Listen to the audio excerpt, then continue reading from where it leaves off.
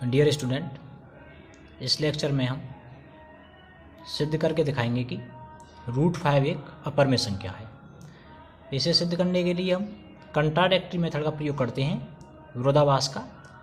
मान के चलेंगे हम कि √5 एक परिमेय संख्या है और उसका विरोधाभास दिखा देंगे, और विरोधाभास जब हो जाएगा तो हम फिर कह पाएंगे कि √5 एक अपरिमेय संख्या है। चलिए स्टार्ट करते हैं। माना कि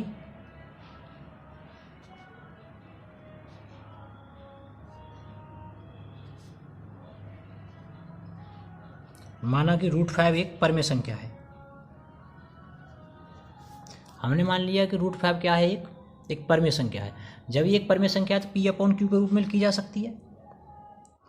इसलिए √5 को हम P/Q के रूप में लिख सकते हैं, जहाँ पे Q ≠ 0।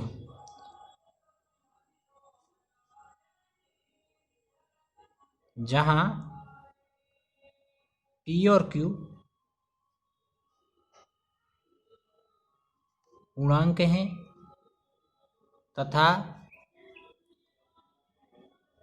P और Q में एक के अतिरिक्त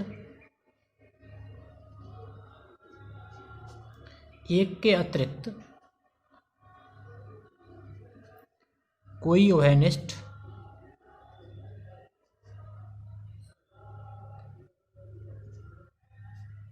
गुणनखंड नहीं है।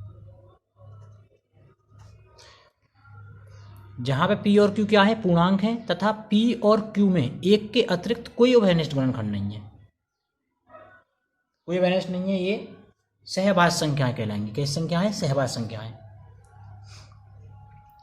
अब यहां से क्या लिख सकते हैं हम? यहां से हम लिख सकते हैं P = √5Q। यहाँ से P = √5Q लिख सकते हैं। अच्छा, अगर दोनों तरफ स्क्वायरिंग कर दें, स्क्वायरिंग बोथ साइड, तो हमें क्या मिल जाएगा?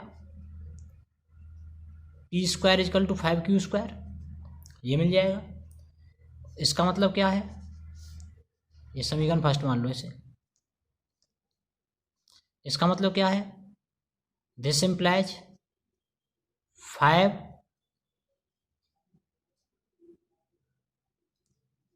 P² को विभाजित करता है। अगर P² = 5Q² है तो इसका मतलब है कि जो 5 है ये P² को विभाजित करता है Q² टाइम्स। जैसे कि 6 = हम लिखे 2 × 3, तो इसका मतलब क्या है कि 2 6 को डिवाइड करता है कितने बार? 3 बार, क्योंकि 2 3 6। इसी प्रकार P² = 5Q², इसका मतलब क्या हुआ कि 5 P² को विभाजित करेगा कितने टाइम्स? Q² times. Q² जो भी संख्या होगी उतने टाइम्स, तो इसको हम लिख सकते हैं 5 P² को विभाजित करता है। अब यदि कोई नंबर किसी संख्या के वर्ग को विभाजित करता है तो वो उस संख्या को भी विभाजित करता है। इसलिए 5 जब P² को विभाजित करता है तो ये P को भी विभाजित करेगा। इसलिए 5 P को विभाजित करेगा। इसका मतलब है कि 5 P को भी विभाजित करेगा। ये सेकंड समीकरण मान लीजिए इसे। अब माना हमने मान लिया कि जो 5 है ये P को विभाजित करता है।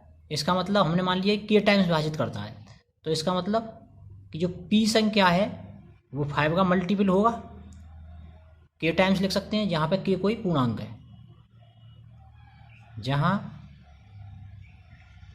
K कोई पूर्णांक है, हमने मान लिया P = 5K, क्योंकि 5 P को विभाजित करता है। इसका मतलब विभाजित करता है तो इसको मल्टीपल के रूप में लिखा जा सकता है P को, तो P = 5K। तो मान लिया हमने कि जो 5 है वो P को K टाइम्स विभाजित करता है, और जो K है वो क्या है? वो कोई पूर्णांक है। तो अब P का मान समीकरण 1 में रखने पर, अब P का मान समीकरण 1 में रखने पर समीकरण 1 में रखेंगे तो क्या आ जाएगा, 5k का square is equal to 5q square. समीकरण 1 में रखेंगे पी की वैल्यू 5k, ये क्या आएगा 25k square is equal to 5q square. इसको हम क्या लिख सकते हैं, 5 से 25 कितने टाइम्स, ये चला जाएगा 5 टाइम्स, तो इससे हम लिख सकते हैं अगर LHS RHS को आपस में बदल दें तो क्या आ जाएगा, q square equal to 5k square, ये आ जाएगा q square equal to 5k square. अब इसका क्या मतलब हुआ, इसका मतलब हुआ दिस इम्प्लाइज 5q स्क्वायर को विभाजित करता है,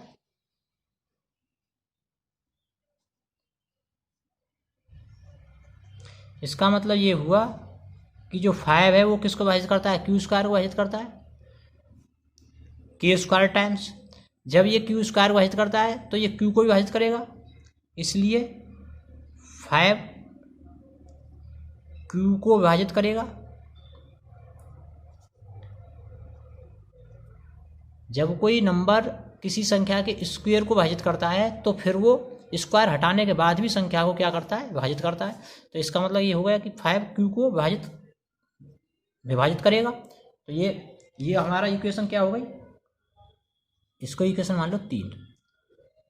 इस प्रकार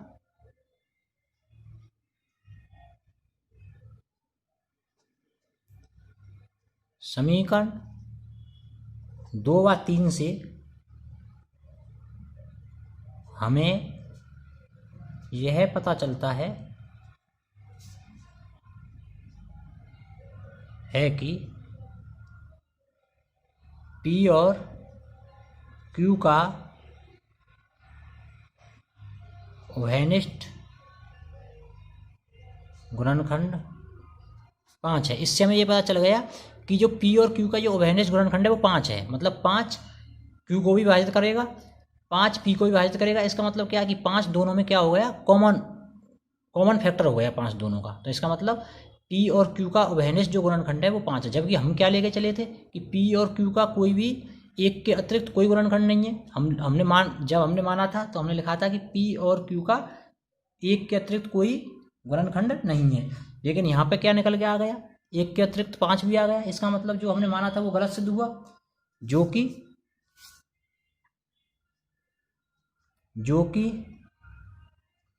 हमारी परिकल्पना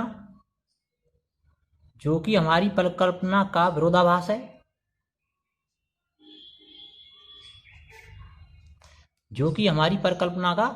है, जो हमने माना था कि P और Q का केवल एक है गुणनखंड, लेकिन यहाँ पे क्या निकल के आया है 5। इसका मतलब हमारी जो परिकल्पना थी उसका क्या हो गया, विरोधाभास हो गया।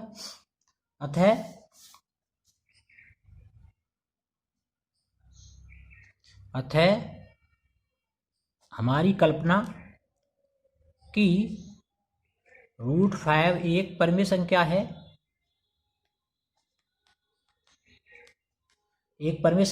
गलत साबित हुई, गलत सिद्ध हुई। अतः हमारी जो कल्पना है कि √5 एक परिमेय संख्या है, गलत सिद्ध हुई। तो इस प्रकार अतः गलत सिद्ध हुई। तो इसका मतलब क्या है, ये परिमेय नहीं है। जब परिमेय नहीं है तो फिर क्या होगा, अपरिमेय। अतः √5 एक अपरिमेय संख्या है।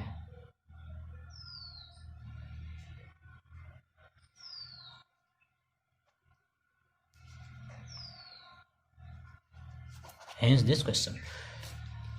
एक बार दोबारा देख लो,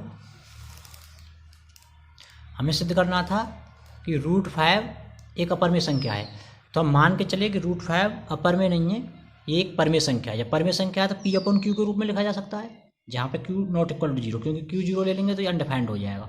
तो Q ≠ 0। और हमने P और Q कैसे लिए हैं, हमने पूर्णांक लिए हैं, और ऐसे पूर्णांक लिए हैं जिनका जो कॉमन फैक्टर है वो केवल एक है, उभयनिष्ठ जो गुणनखंड है वो एक है। इसका मतलब है कि ये P और Q केवल एक से डिवाइड, P और Q दोनों एक से ही डिवाइड होंगे, एक के अलावा और किसी संख्या से डिवाइड नहीं होंगे। तो हमने यहाँ से यहाँ से p इक्वल टू क्या आ जाएगा √5q, स्क्वायरिंग बोथ साइड करेंगे तो p² इक्वल टू 5q², इस समीकरण फर्स्ट मान लिया। इसका मतलब क्या हो गया कि जो 5 है वो p² को विभाजित करेगा, जब p² को करेगा तो स्क्वायर हटाने के बाद भी p को भी विभाजित करेगा। ये एक फॉर्म होती है हमारी, जब कोई संख्या किसी संख्या के स्क्वायर को विभाजित करती है तो वो संख्या को विभाजित करेगी। पूर्णांकों में ये नियम होता है, तो पूर्णांकों में ये नियम होता है हमारा। तो 5 p को विभाजित करेगा। अब माना हमने जब p को विभाजित करेगा, हमने मान लिया k टाइम्स विभाजित कर रहा है ये, तो k टाइम्स कर रहा है तो इसका मतलब p को हम 5 के लिख सकते हैं, जहाँ k कोई पूर्णांक है। अब p का मान समीकरण 1 में रखने पर, समीकरण 1 में रखेंगे तो 5k² इक्वल टू 5q²। अब ये 25k² इक्वल टू 5q², ये 5 से कितने टाइम्स चला जाएगा 5 टाइम्स, तो कितना आ जाएगा q² इक्वल टू 5k²। इसका मतलब क्या है कि 5 q² को भी विभाजित करता है, q² को करता है तो q को भी करेगा। इसका मतलब क्या है 5 दोनों में क्या हो गया कॉमन, जबकि कॉमन क्या था केवल 1, लेकिन यहाँ से क्या निकल गया आया 5। इसका मतलब हमारी जो कल्पना है वो गलत सिद्ध हुई।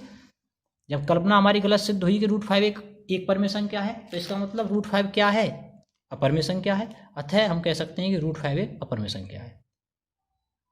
Thank you.